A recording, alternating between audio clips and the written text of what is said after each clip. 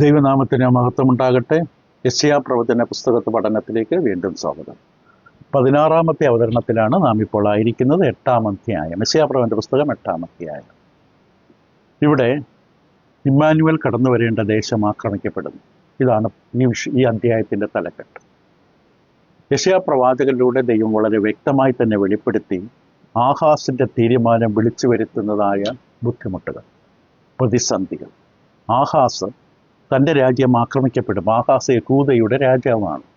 Ahaz തൻ്റെ രാജ്യം ആക്രമിക്കപ്പെട്ടപ്പോൾ പെക്കിനും റെസിനും തുടങ്ങിയ രാജാക്കന്മാർ സഖ്യതയുണ്ടാക്കി ഇസ്രായേലിനെ കൂട്ടുപിടിച്ച് യഹൂദ രാജ്യത്തെ ദൈവത്തിൻ്റെ ജനമടക്കുന്ന യഹൂദ ബെന്യാമിൻ എന്ന 2 ഗോത്രങ്ങളുടെ തലവനായ ആഹാസ് എന്ന രാജാവിനെതിരെ യുദ്ധസന്നാഹം നടത്തുന്ന സമയത്ത് ആഹാസ് ദൈവത്തിൽ ആശ്രയിക്കുന്നതിന് പകരം അസീറി എന്ന രാജ്യത്തെ ആശ്രയിച്ചു, കൂട്ടുപിടിച്ചു. ദൈവത്തിൻ്റെ മുമ്പിൽ അതൊരിക്കലും ദൈവത്തിന് ഇഷ്ടമുള്ള കാര്യമല്ല. ദൈവമക്കൾ നേരിടുന്ന പ്രതികൂലങ്ങളും പ്രയാസങ്ങളും ബുദ്ധിമുട്ടുകളും ഇതാണ് നാം പഠിക്കേണ്ട പാഠം. പ്രതികൂലങ്ങൾ നാം നേരിടും, കഷ്ടതകൾ, ബുദ്ധിമുട്ടുകളും പ്രയാസങ്ങളും ശത്രുക്കളും ഒക്കെ വരും. ഈ സമയത്ത് മഷീട്ട് നോക്കാനും മന്ത്രവാദിയുടെ അടുക്കിലേക്കും വെളിച്ചപ്പാളത്തിൻ്റെ അടുക്കിലേക്കും വിഗ്രഹാരാധനയിലേക്കും അല്ല നമ്മൾ തിരിയേണ്ടത്. നമ്മൾ തിരിയേണ്ടത് ദൈവത്തിങ്കിലേക്കാണ്. ദൈവത്തിൽ ആശ്രയിക്കണം. അത് അങ്ങനെ ചെയ്യാതിരുന്നാൽ എന്ത് സംഭവിക്കുമെന്ന് കാണിച്ചു തരികയാണ്. ദേശം നശിക്കുകയാണ്, മുടിയുകയാണ്.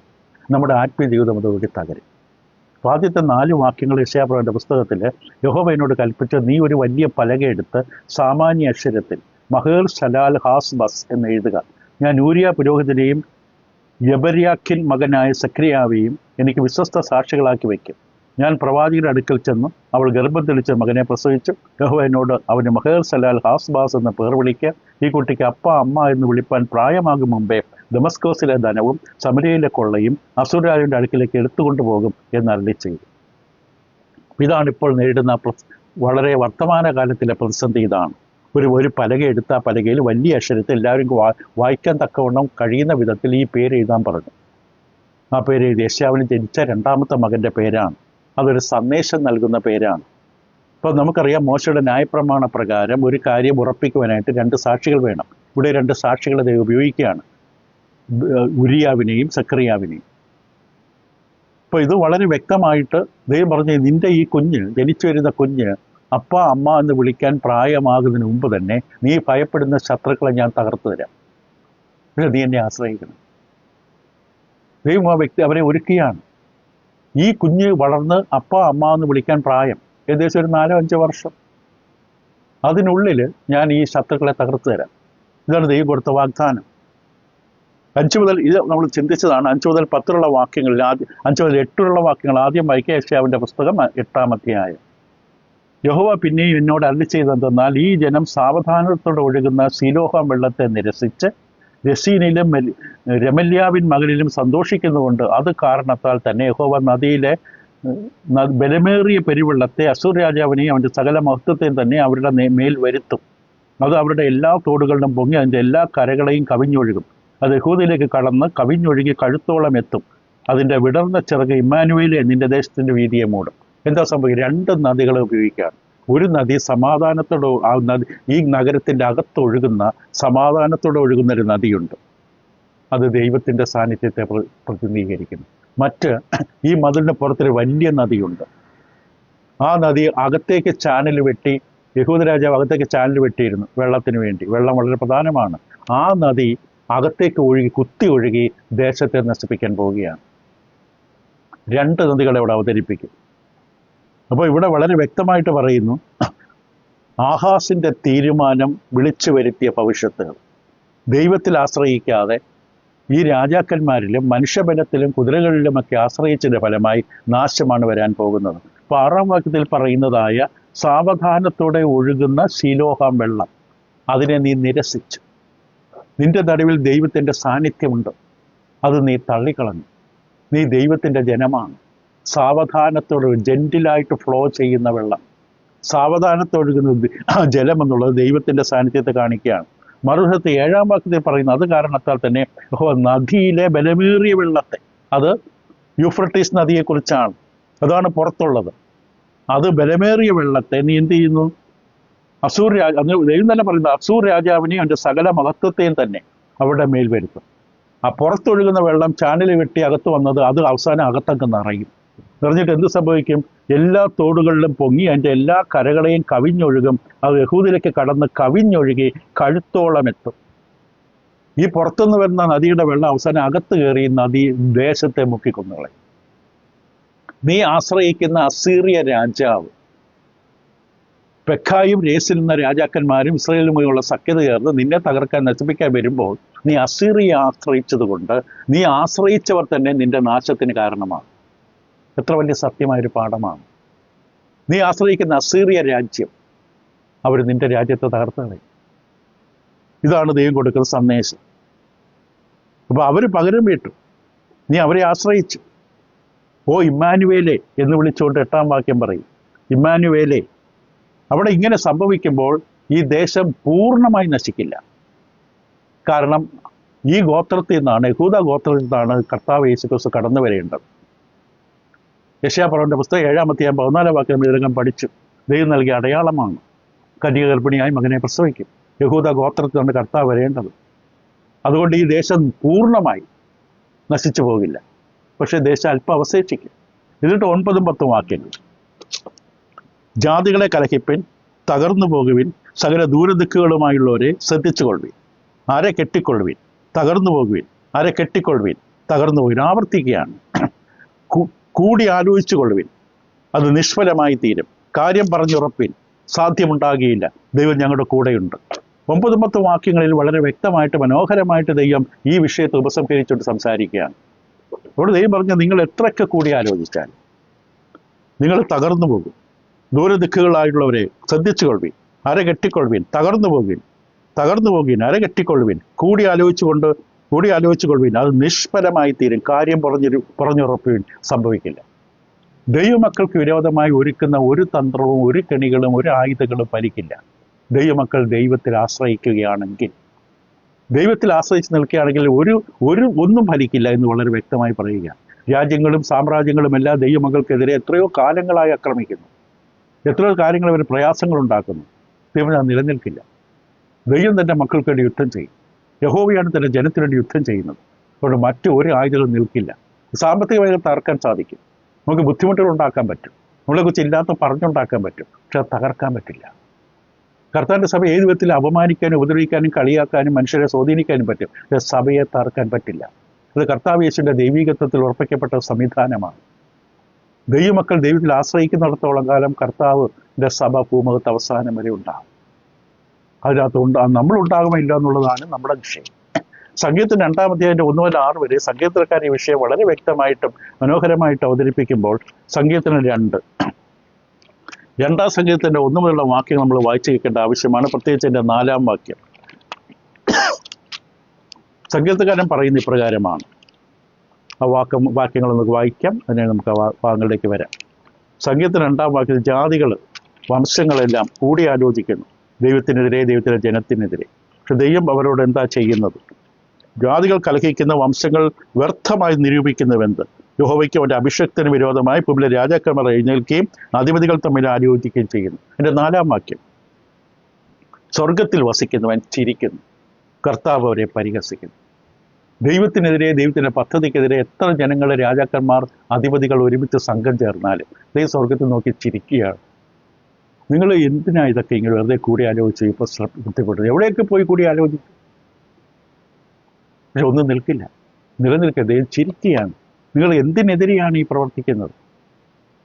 ഇപ്പം മനുഷ്യൻ പലതും കൂടി ആലോചിക്കുന്നു. പക്ഷെ അത് നടപ്പിലാക്കണോ ഇല്ലയോ തീരുമാനിക്കുന്ന ദൈവമാണ്. അത് വളരെ വ്യക്തമായി ദൈവം പറയുന്നു. സ്വർഗം ഇവരെ നോക്കി ചിരിക്കുകയാണ്. ദൈവത്തിൻ്റെ ജനത്തെ തകർക്കാൻ, കർത്താവിൻ്റെ സഭയെ ഇല്ലാതാക്കാൻ, തകർക്കാൻ ശ്രമിക്കുന്ന എല്ലാ ശ്രമങ്ങളും പരാജയം. അവർക്ക് തന്നെ മുറിവേൽക്കും. ഇതാണ് ഇതിലെ ഗുണപാഠം. ഇതാണ്. ഇനി യെശയ്യാ 8-ന്റെ 11 മുതൽ 22 വേദഭാഗങ്ങളിലേക്ക് വരുമ്പോൾ ആദ്യത്തെ 11-ാം വാക്യം മാത്രം വായിക്കാം. യെശയ്യാ 8. യഹോവ ബലമുള്ള കൈകൊണ്ട് എന്നെ പിടിച്ചെന്നോട് അരുളി ചെയ്തത്, ഞാൻ ഈ ജനത്തിൻ്റെ വഴിയിൽ നടക്കാതിരിക്കേണ്ടതിന് എനിക്ക് ഉപദേശിച്ചു തന്നത് എന്തെന്നാൽ. അവിടെ പറയുകയാണ്, യഹോവ ബലമുള്ള കൈകൊണ്ട് എന്നെ പിടിച്ചെന്നോട് അരുളി ചെയ്തത്. ഇത് എൻ്റെ ആലോചനയോ എൻ്റെ ചിന്താഗതിയോ എൻ്റെ അഭിപ്രായമാണെന്നല്ല യെശയ്യാ പറയുന്നത്. യഹോവ എന്നോട് അരുളി ചെയ്തത്. ദൈവം പറയുന്നതാണ് പ്രവാചകൻ പറയുന്നത്. പ്രവാചകൻ ദൈവത്തിൻ്റെ വായാണ്. തൻ്റെ സ്വന്തം ആലോചനകളും അഭിപ്രായങ്ങളും എല്ലാം എഴുതുന്നത്. പത്രോസ് 2-ാം ലേഖനം 1-ാം അധ്യായം 20-21 വാക്യങ്ങളിൽ പത്രോസ് വ്യക്തമായി പറഞ്ഞു, നമ്മൾ ആദ്യം തന്നെ അറിയണം, ബൈബിൾ പ്രസംഗിക്കുമ്പോൾ, ബൈബിൾ പഠിക്കുമ്പോൾ, ബൈബിൾ വായിക്കുമ്പോൾ, ബൈബിൾ കേൾക്കുമ്പോൾ നാം ആദ്യം തന്നെ അറിയണം, ഇത് മനുഷ്യന്റെ വചനമല്ല. ഈ പുസ്തകത്തിലുള്ള ദൈവം നമുക്ക് നൽകിത്തന്ന, ദൈവശ്വാസീയമായി ദൈവം നൽകിത്തന്ന വചനമാണ്. ദൈവം തിരഞ്ഞെടുത്ത മനുഷ്യരിലൂടെ ദൈവം തന്റെ ആലോചന വെളിപ്പെടുത്തി നമ്മോട് അറിയിച്ചതാണ്. ഇത് ആദ്യം തന്നെ അറിഞ്ഞുകൊള്ളണം. മനുഷ്യന്റെ ഇഷ്ടത്താൽ വ്യാഖ്യാനത്താൽ ഉളവാകുന്നതല്ല ദൈവവചനം. ദൈവാത്മാവിനാൽ ദൈവമക്കളെ, ദൈവ മനുഷ്യരെ ദൈവം തിരഞ്ഞെടുത്ത് അവരോട് സംസാരിച്ചാണ്. തിമോത്തിയോസിലൂടെയും പൗലോസ് പറഞ്ഞത്, എല്ലാ തിരുവെഴുത്തും ദൈവശ്വാസീയമാണ്. എന്തിന്? ദൈവവേല ചെയ്യാൻ നമ്മെ പ്രാപ്തരാക്കാൻ, നമ്മെ തികഞ്ഞവരാക്കാൻ, ശാസനത്തിനും ഗുണീകരണത്തിനും നീതിയുടെ അഭ്യസനത്തിനും അത് പ്രയോജനമുള്ളതാണ്. അതിനുള്ള വചനമാണ് ദൈവം നമുക്ക് തന്നത്. ദൈവമാണ് തന്നത്, ദൈവശ്വാസീയമാണ്. ആദ്യം ബൈബിൾ വായിക്കുന്നവരും കേൾക്കുന്നവരും പറയുന്നവരും ആദ്യം തിരിച്ചറിയേണ്ട സംഗതി, അടിസ്ഥാനം അതാണ്. ഞാൻ കൈകാര്യം ചെയ്യുന്നത്, ഞാൻ കേൾക്കുന്നത്, വായിക്കുന്നത് ദൈവത്തിൻ്റെ അരുളപ്പാടും വചനവുമാണ്. ഇതാണ് ഇവിടെ യെശയ്യാവ് പറയുന്നത്. ദൈവം എന്നോട് അരുളി ചെയ്തതാണ്. ദൈവവേല ചെയ്യാൻ ദൈവത്തിൻ്റെ വചനത്തെ ആ വിധത്തിലുള്ള സമീപനം നമുക്കുണ്ടായിരിക്കണം. അപ്പോൾ യെശയ്യാവിനോട് ദൈവം പറയുന്നത്, ജനത്തിൻ്റെ മനോഭാവം നീ സ്വീകരിക്കരുത്, ജനത്തിൻ്റെ വഴികൾ നീ സ്വീകരിക്കുക. 12-ാമത്തെ വാക്യത്തിൽ, ഈ ജനം കൂട്ടുകെട്ടെന്ന് പറയുന്നതിനൊക്കെയും കൂട്ടുകെട്ടെന്ന് നിങ്ങൾ പറയരുത്. ജനങ്ങളുടെ രീതി ആകരുത് നിങ്ങളുടെ രീതി. നിങ്ങളുടെ സമൂഹം, സാഹചര്യം, ചുറ്റുപാടുമുള്ള അവസ്ഥകൾ അനുസരിച്ചല്ല ദൈവമക്കൾ ജീവിക്കേണ്ടത്. അവർ ഭയപ്പെടുന്നതിനെ നിങ്ങൾ ഭയപ്പെടരുത്, ഭ്രമിച്ചു പോകുകയും മതി. ദൈവം യെശയ്യാവിനോട് വളരെ വ്യക്തമായി പറയണം, നിങ്ങൾക്കെതിരെ വരുന്ന ശത്രുക്കളെ കണ്ടിട്ട് അവരുടെ കൂടെ പക്ഷം ചേർന്ന് കൂട്ടുകെട്ടുണ്ടാക്കുന്നു പറഞ്ഞ് ഒരു കാര്യവുമില്ല. നിങ്ങൾ ഈ അവസ്ഥയിൽ നിന്ന് രക്ഷപ്പെടണമെന്നുണ്ടെങ്കിൽ അത് എന്തവസ്ഥയായിക്കൊള്ളട്ടെ, ദൈവത്തിനറിയാൻ തൻ്റെ മക്കൾ നേരിടുന്ന എല്ലാ അവസ്ഥകളും. മിസ്രൈമിൽ ദൈവമക്കൾ കിടന്ന് അനുഭവിച്ച കഷ്ടപ്പാടുകൾ, 430 വർഷം അവിടെ കിടന്ന് അനുഭവിച്ച കഷ്ടപ്പാടുകൾ ദൈവം പറഞ്ഞു, ഞാൻ കണ്ടു. അതിൻ്റെ സമയമായപ്പോൾ ദൈവം അവരെ അവിടെ നിന്ന് വിടുവിക്കാനായിട്ട് ഒരാളെ കൊടുത്തു, മോശ. ദൈവത്തിൻ്റെ മക്കൾ കടന്നു വന്ന എല്ലാ പ്രതിസന്ധികളും, ഏത് തരത്തിലുള്ള പ്രയാസങ്ങളാകട്ടെ, ഭൗതികമാകാം, ആത്മീകമാകാം, സാഹചര്യങ്ങളാകാം, സാമൂഹ്യമാകാം, മാനസികമായി എന്തുമായിക്കൊള്ളട്ടെ, ദൈവത്തിനറിയാൻ തൻ്റെ മക്കൾ കടന്നു പോകുന്ന പ്രതിസന്ധികൾ നമ്മൾ മറ്റോട് പറഞ്ഞാൽ പോലും അവർക്ക് മനസ്സിലാക്കാൻ പറ്റില്ല. പക്ഷെ ദൈവത്തിനറിയാം. ദൈവത്തോട് വ്യക്തമായി, നിങ്ങൾ അവരെ ഭയപ്പെടരുത്, നിങ്ങൾ ദൈവത്തെ ഭയപ്പെടണം. കഷ്ടങ്ങളിൽ അവനാണ് ഏറ്റവും അടുത്ത തുണ എന്ന് സങ്കീർത്തനം 46:1. 1 പത്രോസ് 3-14 വാക്യത്തിൽ പറഞ്ഞു, നിങ്ങളെ തന്നെ വിശദീകരിപ്പീൻ, നിങ്ങൾ ഹൃദയത്തിൽ കർത്താവിനെ വിശദീകരിപ്പീൻ, കർത്താവിനെ ആശ്രയിപ്പീൻ. നിങ്ങൾ ചുറ്റുമുള്ള കൂട്ടുകെട്ടെ പോലെ നിങ്ങൾ കൂട്ടുകെട്ട് ഉണ്ടാക്കരുത്. അവർ ചിന്തിക്കുമല്ലോ, അവർ ഭയപ്പെടുക, നിങ്ങൾ ഭയപ്പെടരുത്. അതാണ് 11-ാം വാക്യം വ്യക്തമായി പറഞ്ഞത്, 11-12. ഇപ്പം കൂട്ടുകെട്ടെന്ന് പറയുമ്പോൾ അവിടെ സാധാരണ ഇവിടെ എന്താ സംഭവിച്ചത്? ഇസ്രായേൽ ജനവും സിറിയ രാജാവുമെല്ലാം ചേർന്ന് അവർ കൂട്ടുകെട്ടുണ്ടാക്കിയാണ് യഹൂദയ്ക്കെതിരെ വരുന്നത്. റേസിനും പേക്ക തുടങ്ങിയ രാജാക്കന്മാരോടൊപ്പം ഇസ്രയേലും സിറിയ രാജ്യം, അത് അരാം എന്ന് പറഞ്ഞ രാജ്യവും തമ്മിൽ കൂട്ടുകെട്ട്, ഇവരെല്ലാം കൂടെ കൂട്ടുകെട്ടുണ്ടാക്കി യഹൂദ ദൈവമക്കൾക്കെതിരെ. കൂട്ടുകെട്ടെന്ന വാക്കുകൂടെ ബൈബിൾ ഉപയോഗിക്കുന്ന സന്ദർഭങ്ങളിലെല്ലാം ഒരു രാജ്യത്തിൻ്റെ ആഭ്യന്തര കലഹത്തിന് കാരണമായി തീർന്ന ചില കൂട്ടുകെട്ടുകളുണ്ടാകും. രാജ്യത്തിന് ചിലപ്പോൾ നമ്മുടെ സഭകളിൽ അത് കാണാം. സഭയിലുള്ള ചിലർ തമ്മിലുള്ള വിശുദ്ധമല്ലാത്ത കൂട്ടുകെട്ട് സഭയെ നശിപ്പിക്കാൻ അത് കാരണമാകാറുണ്ട് പലപ്പോഴും. ഇവിടെ അങ്ങനെയാണ് സംഭവിച്ചത്. ബൈബിളിൽ എവിടെയെല്ലാം കൂട്ടുകെട്ടെന്ന വാക്ക് കാണുമോ? 2 ശമൂവേൽ 15:12, 2 രാജാക്കന്മാർ 12:20, 2 രാജാക്കന്മാർ 15:15, യിരെമ്യാവ് 11:9, എസെക്കിയേൽ 22:20. ഏതെങ്കിലും വാക്യം വായിച്ച് കേൾപ്പിക്കാം. എസെക്കിയേൽ 22-ാം അധ്യായത്തിൻ്റെ 25-ാം വാക്യത്തിൽ ഇങ്ങനെയാണ് എഴുതിയിരിക്കുന്നത്, അതിൻ്റെ നടുവിൽ അതിലെ പ്രവാചകന്മാരുടെ ഒരു കൂട്ടുകെട്ടുണ്ട്. അലറി ഇര കടിച്ചു കയറുന്ന സിംഹം പോലെ അവർ ദേഹികളെ വിഴുകിക്കളയുന്നു. നിക്ഷേപങ്ങളെയും വിലയേറിയ വസ്തുക്കളെയും അപഹരിച്ചുകൊണ്ട് അവരുടെ നടുവിൽ വിധവമാരെ വർദ്ധിപ്പിക്കുന്നു. എല്ലാ രാജ്യങ്ങളുടെ തകർച്ചയ്ക്ക് അതിനകത്തൊരു വിശുദ്ധമല്ലാത്ത അവിശുദ്ധ കൂട്ടുകെട്ടുണ്ടാകും. ഒരു സംഘമുണ്ടാകും, സംഘം ചേരലുണ്ടാകും. അത് ആ രാജ്യത്തിൻ്റെ നാശത്തിന് ഇടവരുത്തും എപ്പോഴും. ഇവിടെയും പറഞ്ഞ് നിങ്ങളൊരു വിശുദ്ധമല്ലാത്തൊരു കൂട്ടുകെട്ടുണ്ടാക്കിയിരിക്കുകയാണ് യഹൂദ ജനത്തിനെതിരെ. അത് നിലനിൽക്കില്ല, ഒരിക്കലും നിലനിൽക്കില്ല. 13-ാം വാക്യം, സൈന്യങ്ങളുടെ യഹോവയെ ശുദ്ധീകരിക്കും. നിങ്ങൾ അതിന് പകരം എന്താ ചെയ്യേണ്ടത്? നിങ്ങളുടെ പ്രശ്നത്തിന് പരിഹാരം ഉണ്ടാകാൻ ഈ കൂട്ടുകെട്ട് കൊണ്ട് ഒരു പ്രയോജനമില്ല.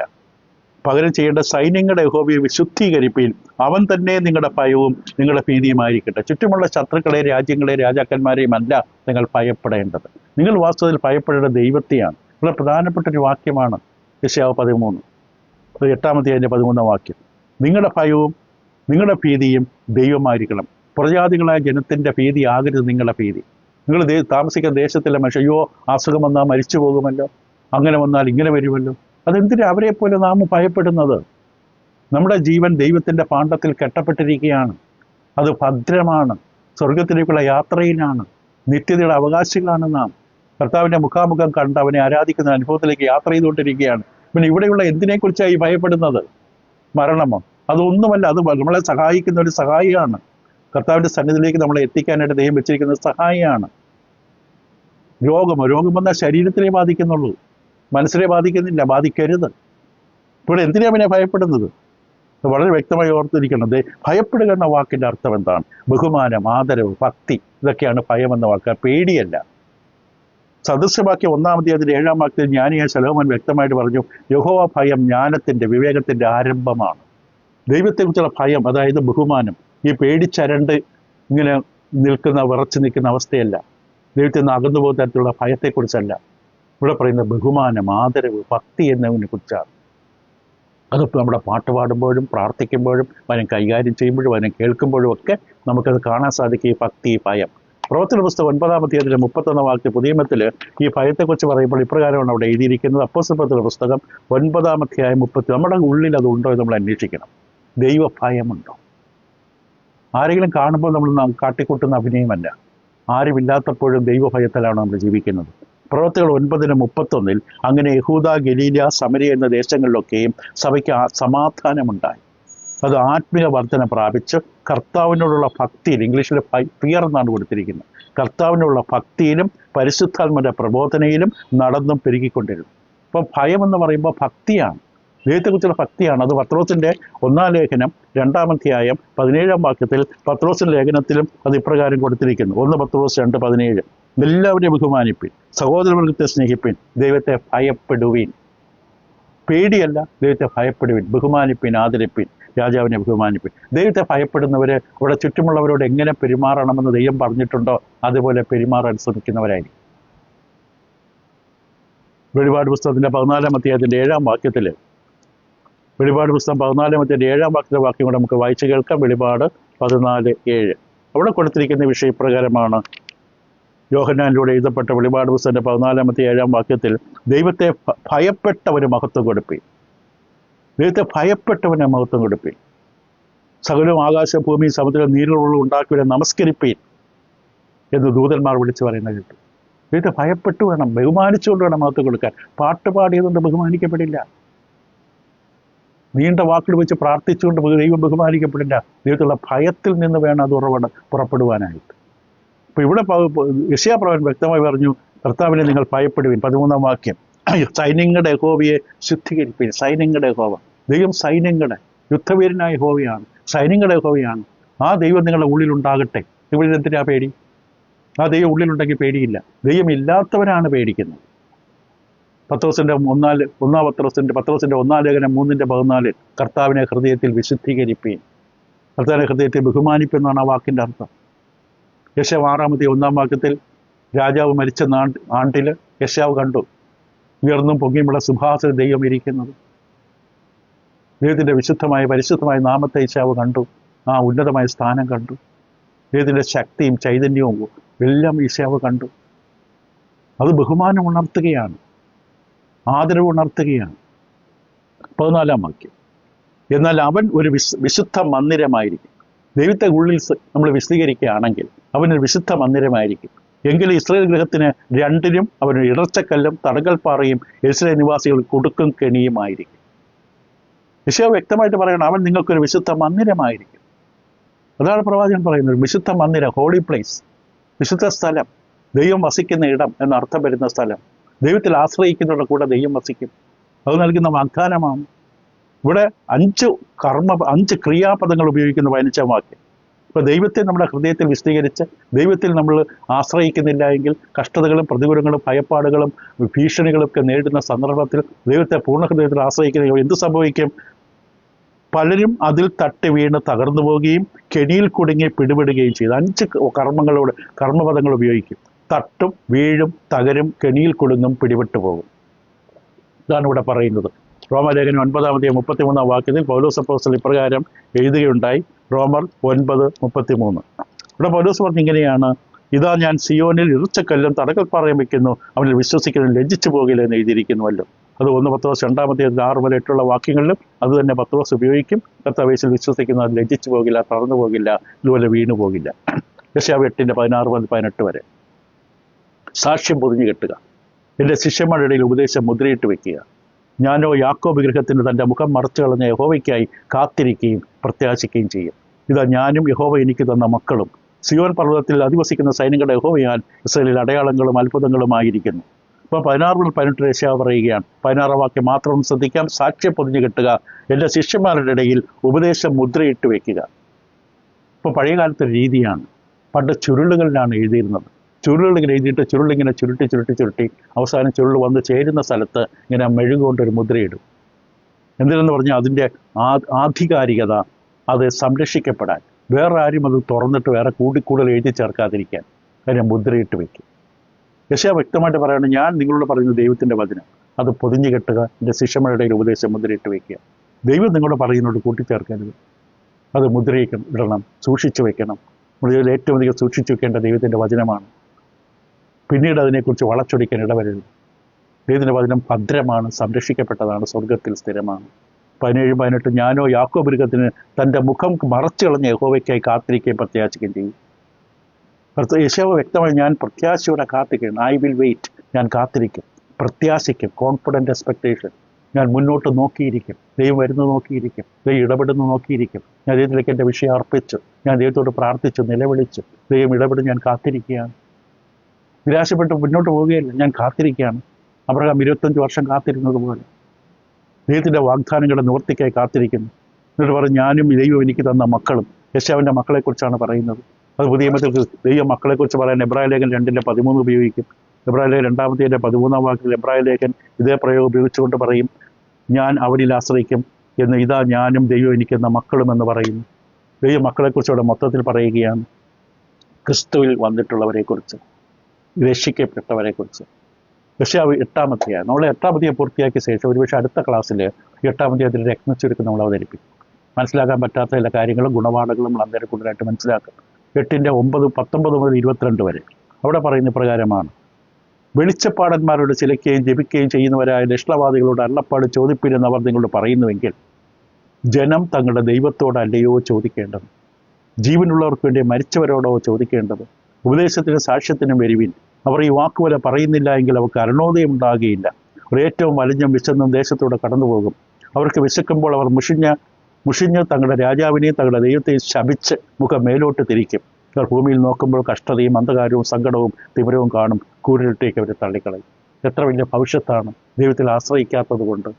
പ്രതികൂലത്തിൻ്റെ പ്രയാസം ദൈവം അനുവദിച്ചു. ദൈവം നമ്മളെ പരീക്ഷിക്കുകയാണ് ജീവിതത്തിൽ. നീ ഈ സന്ദർഭത്തിൽ ദൈവത്തിലേക്ക് നോക്കുക, അതോ വെളിച്ചപ്പാടത്തിൻ്റെ അടുത്തേക്ക് പോകും? ലക്ഷണം കിട്ടാൻ നോക്കുക, നക്ഷത്രം നോക്കുക, ജ്യോതിഷം നോക്കാൻ പോകും, ഭാവി അറിയാൻ വേറെ കൈരേഖ ശാസ്ത്രം നോക്കാൻ പോകും. യെശയ്യാവ് വളരെ വ്യക്തമായി യഹൂദ ജനത്തോട് പറയുകയാണ്. 19-ാം വാക്യത്തിൽ നിങ്ങൾ എന്ന് പറയുമ്പോൾ, ഇംഗ്ലീഷിൽ യു എന്ന് പറയുമ്പോൾ ബഹുവചനത്തിലാണ്. ചോദിപ്പിലെന്ന് അവർ നിങ്ങളോട് പറയുന്നുവെങ്കിൽ ജനത്തെ താക്കീത് ചെയ്യുകയാണ്. നിങ്ങൾ വെളിച്ചപ്പാടത്തിനടുക്കിലേക്കും ലക്ഷണം പറയുന്നവരടുത്തേക്കും ലക്ഷണവാദികളോടും അള്ളപ്പടി ചോദിക്കാനും മറ്റുള്ളവർ നിങ്ങളെ പ്രേരിപ്പിക്കുമ്പോൾ നിങ്ങളുടെ കുടുംബത്തിൻ്റെ ഇപ്പോഴത്തെ അവസ്ഥ അനുസരിച്ച് നിങ്ങൾ ആ ജ്യോതിഷം നോക്കിച്ചേരെ, നിങ്ങളുടെ നക്ഷത്രം ഒന്ന് നോക്കിച്ചേരെ. നിങ്ങൾ ആ മന്ത്രവാദികളടുക്കെ പോയാൽ അവർ കൃത്യമായി പറഞ്ഞാൽ ഇപ്പോൾ നിങ്ങളുടെ കുടുംബത്തിൽ എന്തുകൊണ്ടാണ് സംഭവിക്കുന്നത്. എല്ലാം നഷ്ടം, വേദന, സങ്കട, രോഗം, വിട്ടുമാറാത്ത പ്രശ്നങ്ങൾ. എന്താ ഇതിൻ്റെ കാരണം? നിങ്ങളുടെ നക്ഷത്രം കൊണ്ട് നോക്കിച്ചേരെ. ചുറ്റുപാടും പറയാൻ അനേകരുണ്ടാകും. ഇത് ഇവരോടും പറഞ്ഞു. പഴയ നിയമത്തിൽ ദൈവം വ്യക്തമായി വിലക്കപ്പെട്ടിരിക്കുന്ന രീതികളാണ്. മോശയുടെ നിയമത്തിൽ ദൈവം വ്യക്തമായിട്ട് ഇത് വിലക്കിയിട്ടുണ്ട്. അരുത്, ദൈവമക്കൾ ദൈവത്തിൽ ആശ്രയിക്കുന്നതിന് പകരം ഇങ്ങനെയുള്ള പിശാച് ഒരുക്കുന്ന മേശകളിലേക്കും കെണികളിലേക്കും തന്ത്രങ്ങളിലേക്കും പോകരുത്. ലേവ്യ പുസ്തകം 19:31, ലേവ്യ 20:6, ആവർത്തനം 18:9-14 വരെ. നിരാശയുടെ അവസ്ഥയിൽ തകർന്നിരിക്കുന്ന സമയത്ത് പലരും ഇതിലേക്ക് ആശ്രയിക്കും. കാരണം ബൈബിളുമായിട്ട് ആശ്രയമില്ല, ദൈവത്തോട് ബന്ധമില്ല, പ്രാർത്ഥനാ ജീവിതമില്ലാത്ത പലരും അവസാനം ചെന്ന് വീഴുന്ന ഇവിടെയൊക്കെയാണ്. ശൗലിന് അത് സംഭവിച്ചു. വെളിച്ചപ്പാടത്തെ തേടി എന്തോർ എന്ന സ്ഥലത്തേക്ക് പോയി. ശൗല് തന്നെ, ആ രാജാവ് തന്നെ ദേശത്ത് നീക്കം ചെയ്ത വ്യക്തിയാണ്. അവസാനം തൻ്റെ ജീവിതത്തിലെ പ്രതികൂലം വന്നപ്പോൾ 1 ശമൂവേൽ 28:9 ശൗൽ അവിടേക്ക് പോയി. അതിൻ്റെ കാരണം കൊണ്ട് തന്നെയാണ് അവസാന ശൗലിൻ്റെ ജീവിതം തകർന്നു പോയത്. 1 ദിനവൃത്താന്തം അതിൻ്റെ 10-ാം അധ്യായം 13-ാം വാക്യത്തിൽ ശൗലിന് വന്ന മരണം ദുരന്തം ഇത് നിമിത്തമാണെന്ന് ബൈബിളിൽ പറയുന്നു. 1 ദിനവൃത്താന്തം 10:13. ഇങ്ങനെ ശൗൽ യഹോവയോട് ചെയ്ത അതിക്രമം ഹേതുവായും, ഇവിടെ പ്രത്യേകമായി എടുത്തു പറയുന്നത് കേൾക്കാം, യഹോവയുടെ വചനം പ്രമാണിക്കായികയാലും വെളിച്ചപ്പാടത്തിയോട് അരുളപ്പാട് ചോദിച്ചതിനാലും മരിക്കേണ്ടി വന്നു. മരണകരമായൊരു കാര്യമാണ് നക്ഷത്രഫലം, ജ്യോതിഷം, കൈരേഖ ശാസ്ത്രം, ഇതിലേക്ക് ഒരു വിശ്വാസി പോകുന്നത്. ധാർമ്മിക ജീവിതത്തിൽ അധംപതിച്ചവരെ പലപ്പോഴും പോകുന്നൊരു വഴിയാണിത്. അത് യെശയ്യാവിൻ്റെ പുസ്തകത്തിൻ്റെ 19-ാം അധ്യായത്തിൻ്റെ 3-ാം വാക്യം നോക്കുമ്പോൾ അവിടെ നമുക്ക് കാണാൻ സാധിക്കും, മിസ്രയീമിൻ്റെ ചൈതന്യം അതിൻ്റെ ഉള്ളിൽ ഒഴിഞ്ഞു പോകും, ഞാൻ അതിൻ്റെ ആലോചനയെ നശിപ്പിക്കും, അപ്പോൾ അവർ മിഥ്യാമൂർത്തികളോടും മന്ത്രവാദികളോടും വെളിച്ചപ്പാടന്മാരോടും ലക്ഷണം പറയുന്നവരോട് അരുളപ്പാട് ചോദിക്കും. ജീവിതം തകരുമ്പോൾ, ധാർമ്മികമായി തകർന്നടിയുമ്പോൾ അപ്പോഴാണ് മനുഷ്യർ പലരും ഇങ്ങനെയുള്ള സ്ഥലത്തേക്ക് പോകുന്നത്. ദൈവം പറയുന്നതാണ്. അപ്പോൾ അന്ധവിശ്വാസത്തിൻ്റെ കെണിയിൽ അകപ്പെട്ടു പോകുക, അത് തുടർച്ചയായി സംഭവിക്കുന്നത് കാരണം വിശ്വാസമില്ല. ദൈവവിശ്വാസമില്ലാത്ത ചേക്കറുന്ന സ്ഥലമാണിത്. ഒരു നക്ഷത്രഫലം നോക്കി അവർ പറയുന്ന പോലെ എല്ലാ ദിവസവും രാവിലെ ചാനലുകളിൽ കാണും 3-4 പേര് ഇന്നത്തെ ദിവസം എങ്ങനെയായിരിക്കും എന്ന് പറയാൻ. ബൈബിൾ വായനയില്ല, പ്രാർത്ഥനയില്ല, അത് കേൾക്കാൻ കുത്തിയിരിക്കുന്നതാണ്. എന്നിട്ട് അതനുസരിച്ച് തന്നെ അവർ സ്വന്തം മനസ്സിൽ അതനുസരിച്ച് നയിക്കുകയാണ്. ഇന്ന് പോകുന്ന വഴിക്ക് ഞാൻ വീഴും, ഇരുചക്ര വാഹനം ഓടിക്കുന്നവരെന്ന് സൂക്ഷിക്കുക, ഇന്ന് മറിഞ്ഞു വീഴാൻ സാധ്യതയുണ്ടെന്ന് പറഞ്ഞാൽ അവരെന്നുള്ള വീണിരിക്കും. കാരണം മനസ്സിലെ ആ ബലഹീനത, ഭയം വന്നുകൂടി കഴിഞ്ഞു. നിങ്ങൾ ഭയപ്പെടുന്നുണ്ടെങ്കിൽ സംഭവിക്കുന്ന ദൈവം പറഞ്ഞിട്ടുണ്ട്. ഇവിടെ ചോദിക്കുന്ന ചോദ്യമുണ്ട് യെശയ്യാവ്. ഇവിടെ ചോദിക്കുന്നത്, നിങ്ങളോട് പറയും, ജനം തങ്ങളുടെ ദൈവത്തോടല്ലയോ ചോദിക്കേണ്ടത്? ദൈവമക്കൾ ചോദിക്കേണ്ടത് ദൈവത്തോടല്ലേ? ദൈവത്തോടല്ലേ കൺസൾട്ട്, ആലോചന ചോദിക്കേണ്ടത്? ദൈവം വളരെ വ്യക്തമായി പറയുന്നു, വ്യക്തമായ ഉത്തരം നമ്മുടെ എല്ലാ പ്രശ്നങ്ങൾക്കും, എല്ലാ അവസ്ഥകൾക്കും, എല്ലാത്തിനും ഉത്തരം ദൈവത്തിൻ്റെ വചനത്തിലുണ്ട്. സമർത്ഥമായ ജീവിതത്തിൻ്റെ എല്ലാ കാര്യങ്ങളും ദൈവം പറഞ്ഞു തരും. ദൈവത്തിൻ്റെ യഥാർത്ഥമായ വിദ്യാർത്ഥികളാണോ നാം? കർത്താവിൻ്റെ സഭയിൽ ഇപ്പോൾ 1000 പേര് കാണാം, 5000 പേര് കാണാം, 100 പേര് കാണാം, 50 പേര് കാണാം. ഈ 50 പേരും വചന വിദ്യാർത്ഥികളാണോ? സ്വയം ചോദിക്കാം, ഞാൻ ദൈവവചന പഠന വിദ്യാർത്ഥിയാണോ?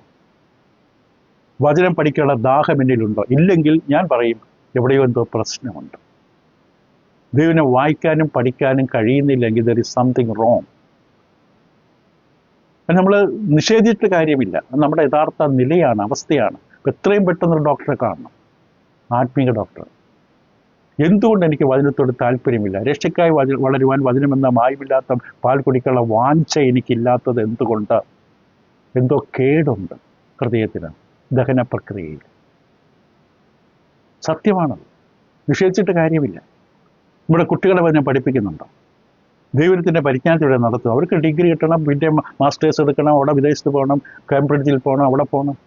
ദൈവവചനം പഠിക്കാൻ വരെ പരിശീലിപ്പിച്ചിട്ടുണ്ടോ? കർത്താവ് യേശു താൻ പരീക്ഷണം നേരിട്ടപ്പോൾ 3 തവണ ഉപയോഗിച്ച ദൈവവചനമാണ്. മത്തായി 4-ാം വാക്യം, 7-ാം വാക്യം, 10-ാം വാക്യം. സാത്താനോടുള്ള ആ ആക്രമണത്തിൽ, യുദ്ധത്തിൽ യേശു ഉപയോഗിച്ച ദൈവവചനമാണ്.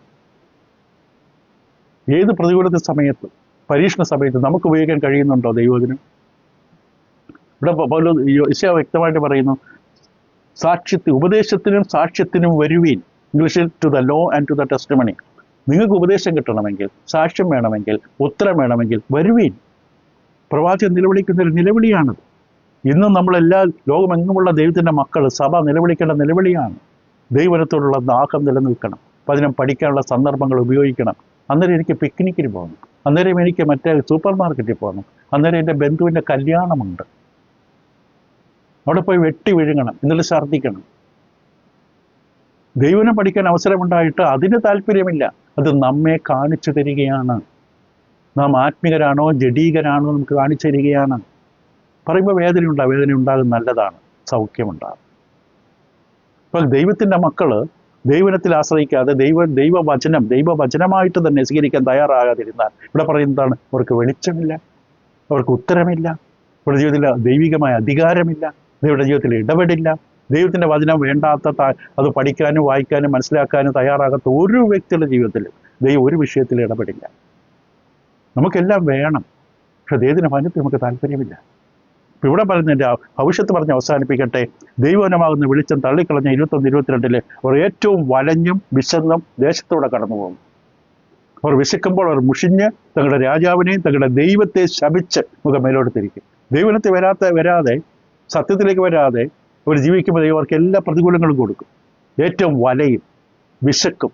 ദേശത്തൂടെ കടന്നു പോകുമ്പോൾ അവർ വിശക്കുമ്പോൾ അവർ മുഷിഞ്ഞ് തങ്ങളുടെ രാജാവിനെയും തങ്ങളുടെ ദൈവത്തെയും ശപിച്ച് മുഖമേലോട്ട്. ഇസ്രായേലിന്റെ യാത്രയിൽ നമുക്കത് കാണാം. ഒരു മോശയെ ശപിക്കാൻ തുടങ്ങി. ഞങ്ങൾ എന്തിനാ ഈ മരുഭൂമിയിൽ ഇവിടെ കൊണ്ട് കുഴിച്ചിടാനാണ് കൊണ്ടുവന്നത്? ചെങ്കടൽ മുറിച്ച് കയറി വന്ന ജനമാണ്. മറന്നുമില്ല. അവർ ഭൂമിയിൽ നോക്കുമ്പോൾ കഷ്ടതയും അന്ധകാരവും സങ്കടമുള്ള തിമിരവും കാണും. ഇങ്ങനെയുള്ള ലോകത്തിലേക്ക് നോക്കിക്കഴിഞ്ഞാൽ, ജീവിതത്തിലേക്ക് നോക്കിക്കഴിഞ്ഞാൽ നിരാശ മാത്രം. കൂരിരുട്ടിലേക്ക് അവരെ തള്ളിക്കളയും. ഇപ്പോൾ ദൈവനമില്ലാത്ത, ദൈവത്തിൻ്റെ സത്യം സ്വീകരിക്കാത്ത ഇരുട്ടിലാണ്. ഇരുട്ടിനെ കുറിച്ചാണ് വ്യക്തമായി ഇവിടെ പറയുന്നത്. യോഹന്നാന്റെ വാക്യം വായിച്ച് അവസാനിപ്പിക്കുക. യോഹന്നാന്റെ 1-ാം ലേഖനം 1-ാം അധ്യായം 5 മുതൽ 7 വരെ. അപ്പോസ്തലനായ യോഹന്നാൻ വളരെ വ്യക്തമായിട്ട് ഇങ്ങനെയാണ് എഴുതിയത്. യോഹന്നാന്റെ 1-ാം ലേഖനം 1-ാം അധ്യായം. ദൈവം വെളിച്ചമാകും, അവിടെ ഇരുട്ടൊട്ടുമില്ല എന്നുള്ളത് ഞങ്ങൾ അവനോട് കേട്ട് നിങ്ങളോട് അറിയിക്കുന്നതാകും. അവനോട് കൂട്ടായ്മയുണ്ടെന്ന് പറയുകയും ഇരുട്ടിൽ നടക്കുകയും ചെയ്താൽ നാം ഭോഷ്ക് പറയുന്നു, സത്യം പ്രവർത്തിക്കുന്നുമില്ല. അവൻ വെളിച്ചത്തിൽ ഇരിക്കുന്നത് പോലെ നാം വെളിച്ചത്തിൽ നടക്കുന്നുവെങ്കിൽ നമുക്ക് തമ്മിൽ കൂട്ടായ്മയുണ്ട്. അപ്പോൾ ഉള്ള ഗുണമെന്താണ്? അവൻ്റെ പുത്രനായത് കർത്താവ് യേശുവിൻ്റെ രക്തം സകല പാപവും പോക്കി നമ്മളെ ശുദ്ധീകരിക്കും. ദൈവവചനം, ദൈവത്തിൽ വെളിച്ചത്തിൽ നടക്കുന്നവർക്ക് ഒരു ശുദ്ധീകരണ പ്രക്രിയ അവരുടെ ജീവിതത്തിൽ നടക്കുകയാണ്. 10 വർഷം മുമ്പ്, 5 വർഷം മുമ്പ്, കഴിഞ്ഞ വർഷം പോലെയല്ല അവരിപ്പോൾ. അവർക്ക് മാറ്റമുണ്ട്. ആത്മീയ താല്പര്യങ്ങൾ വർദ്ധിച്ചു. ജഡത്തിൻ്റെ മോഹങ്ങൾ അവർ കീഴടക്കിക്കൊണ്ടിരിക്കുന്നു. മുഴുവനായിട്ട് പോയിട്ടില്ല. പോയെങ്കിൽ ഇവിടെ പിന്നെ നിൽക്കില്ല. അവർ ശുദ്ധീകരണം നടന്നുകൊണ്ടിരിക്കുന്നു. ഇപ്പോൾ ആത്മീയ കാര്യങ്ങൾക്കാണ് താല്പര്യം, ദൈവത്തിൻ്റെ കാര്യങ്ങൾക്കാണ് താല്പര്യം. ക്ലാസ്സുകളും സെമിനാറുകളും പഠനങ്ങളുമാണ് താല്പര്യം. ദിവസം അതിനെ അവർ വേർതിരിക്കുന്നു. ദിവസം പ്രാർത്ഥനാ ജീവിതത്തിൽ ഇട്ടിരിക്കുന്നു.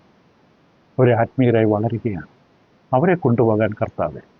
നമ്മുടെ ചോദ്യം, ദൈവത്തിൻ്റെ മക്കൾ ദൈവത്തോടല്ലയോ ചോദിക്കേണ്ടത്? സാക്ഷ്യത്തിനും പ്രബോധനത്തിനും വരുവീൻ. എൻ്റെ പുസ്തകം വായിച്ച് പരിശോധിക്കുകയും അതിനകത്ത് ഇല്ലാത്തതൊന്നുമില്ല. ഇത്ര വലിയ സൗഭാഗ്യം, ഇത്ര അടുത്തിരിക്കും ദൈവം, അടുത്തിരിക്കും ജനം വേറെ ഏതുണ്ട്? പക്ഷെ അവർക്ക് ദൈവത്തെ വേണ്ട. അവർ പ്രതികൂലത്തെ പ്രയാസത്തിലും ദൈവത്തെ പുച്ഛിച്ച് ശപിക്കുന്ന ശേവ പറഞ്ഞ പോലെ അവർ പിന്തിരിഞ്ഞ് നടക്കണം. എങ്ങോട്ട്? ഇരുട്ടുകയും. നമുക്ക് വരാതിരിക്കട്ടെ. ഈ അധ്യായം പഠിപ്പിക്കുന്നത് എന്താണെന്ന് നമുക്ക് അടുത്ത പാഠത്തിൽ നമ്മൾ പഠിക്കാം. ദൈവം നിങ്ങളെ സഹായിക്കട്ടെ. Thank you.